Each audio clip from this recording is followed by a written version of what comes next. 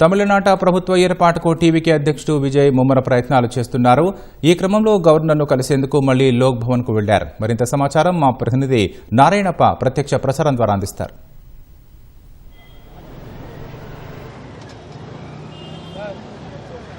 తమిళనాడులో కొత్త ప్రభుత్వ ఏర్పాటుపై సందిగ్ధత కొనసాగుతూనే ఉంది. ఇప్పటికే ఒకసారి గవర్నర్ కలిసిన టీవీకే అధినేత విజయ్ రెండోసారి ఈరోజు కొద్దిసేపు క్రితమే గవర్నర్ కలిసేందుకు వెళ్లారు. వాస్తవానికి నిన్న సాయంత్రం 4 గంటల సమయంలో గవర్నర్ కలిసినప్పుడు టీవీకే అధినేత విజయ్ తాను ప్రభుత్వం ఏర్పాటు చేసేందుకు ఆహ్వానించాలని కోరారు. కానీ ప్రభుత్వం ఏర్పాటుకు అవసరమైన స్థాయిలో సంఖ్యాబలం లేకపోవడంతో మద్దతు ఇస్తున్న పార్టీల తో కూడిన లెటర్లు ఇవ్వాలని చెప్పి గవర్నర్ కోరడం, అదేవిధంగా 118 మంది మ్యాజిక్ ఫిగర్ 118 మందికి సరిపడా టీవీకేకి లేకపోవడం, 108 మంది మాత్రమే ఉండడం, మరో 10 మంది ఇతర పార్టీల మద్దతు అవసరమైన నేపథ్యంలో ప్రభుత్వం ఏర్పాటు చేయడానికి అవసరమైన సంఖ్యాబలంతో కూడిన జాబితా ఇవ్వాలని గవర్నర్ కోరడంతో ఒకసారిగా పరిస్థితులు మారిపోయాయి.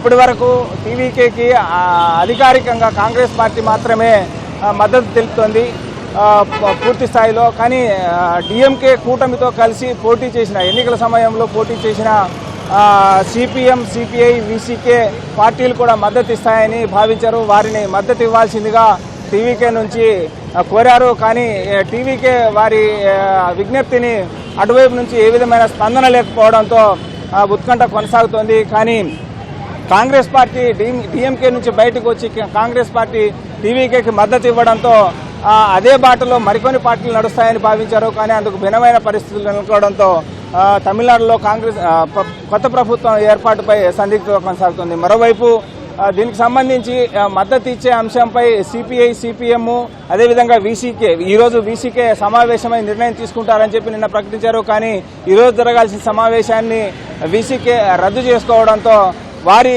మద్దతు ఇచ్చే అంశంపై కూడా సందిగ్ధత కొనసాగుతుంది. మరోవైపు సిపిఎం, సిపిఐకి సంబంధించి ఎలాంటి స్పష్టత రావడం లేదు.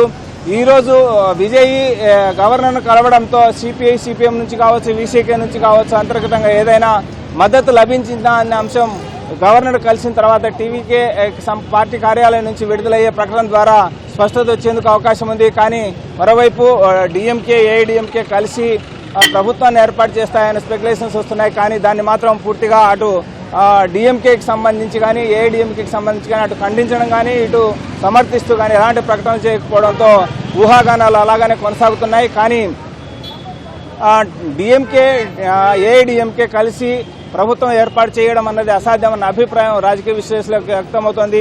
సంవత్సరాల తరబడి ప్రత్యర్థి పార్టీలుగా ఉంటూ ఎన్నో సందర్భాల్లో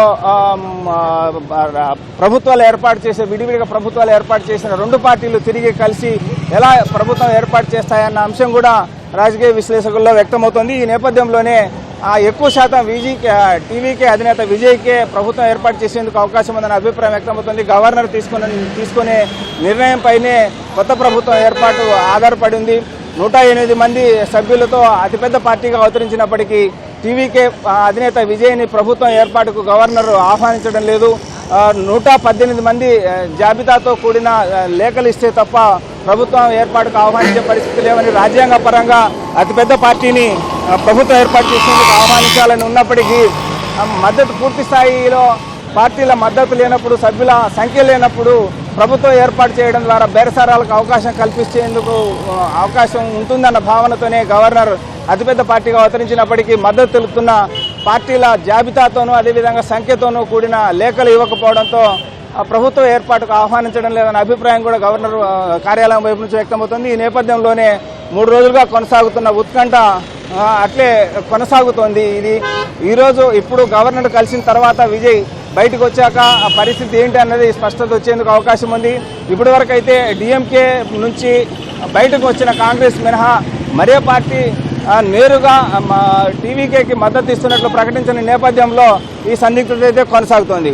మరోవైపు డిఎంకేలో, ఏఐడిఎంకేలో చీలికి వచ్చేందుకు అవకాశం ఉందన్న అభిప్రాయం నేపథ్యంలో ఏఐడిఎంకేకి సంబంధించిన శాసనసభ్యులు కొంతమందిని ప్రత్యేకంగా ఒక శిబిరాలు ఏర్పాటు చేసి పుదుచ్చేరికి తరలించినట్టు తెలుస్తుంది. మరోవైపు టీవీకేకి సంబంధించి కూడా శాసనసభ్యులందరినీ మహాబలిపురంలోని ఒక రిసార్ట్లో ఉంచి వారిని అందరినీ కూడా శిబిరం ఏర్పాటు చేసి అక్కడ ఉంచారు.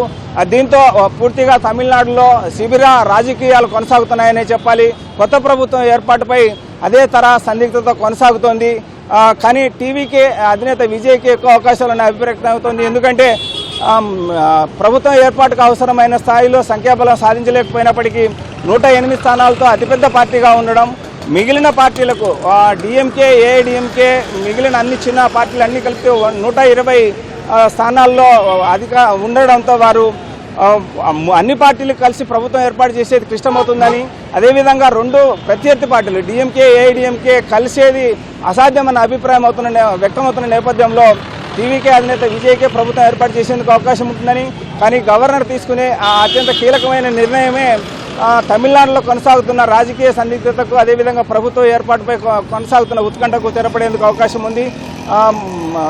ప్రభుత్వ ఏర్పాటుకు అవసరమైన స్థాయిలో సంఖ్యాబలం ఏ పార్టీకి లేకపోవడంలోనే ఇప్పుడు ఈ పరిస్థితికి దారితీస్తోంది. కొద్దిసేపటి తర్వాత విజయ్ బయటకు వచ్చాక టీవీకే పార్టీ నుంచి వెలువడే ప్రకటనతో ఈ ప్రభుత్వ ఏర్పాటుపై స్పష్టత వచ్చేందుకు అవకాశం ఉంది. ఇది ఇక్కడ నా తాజా పరిస్థితి. Over to studio. ధన్యవాదాలు నారాయణప్ప.